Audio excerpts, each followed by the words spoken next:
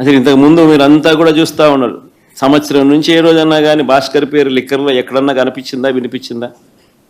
ఎవడన్నా విన్నాడా? ఎవడన్నా అడిగినా? ఎవడన్నా ఎప్పుడన్నా విన్నాడా?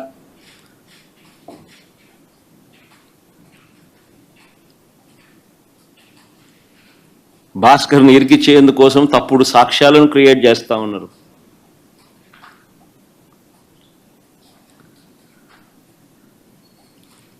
ఆశ్చర్యం కలిగించే విషయం ఏంటంటే భాస్కర్ గన్మెన్ను అంటే పోలీస్ కానిస్టేబుల్ను పిలిచి భాస్కర్కు వ్యతిరేకంగా లిక్కర్ స్కామ్ ఏదో ఉంది అని, ఆ లిక్కర్ స్కామ్లో తాను ఏదో ఇన్వాల్వ్ అయి ఉన్నాడని, ఆ లిక్కర్ స్కామ్లో తాను డబ్బులు ఏదో ఉన్నాయని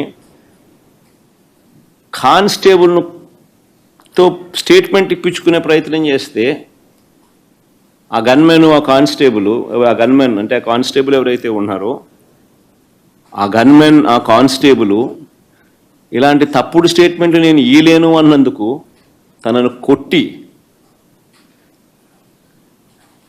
చిత్రహింసలకు లోను చేస్తే ఆ దెబ్బలు తిన్న కానిస్టేబుల్, సిట్టింగ్ కానిస్టేబుల్, డ్యూటీలో ఉన్న సిట్టింగ్ కానిస్టేబుల్, దెబ్బతిన్న కానిస్టేబుల్ ఏకంగా వీడియో తీసి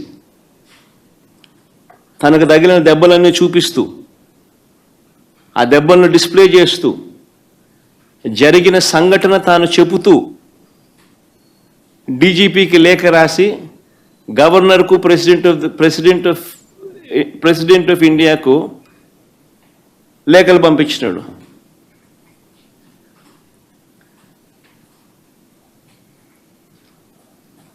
కోర్టులో కేసు వేసినాడు.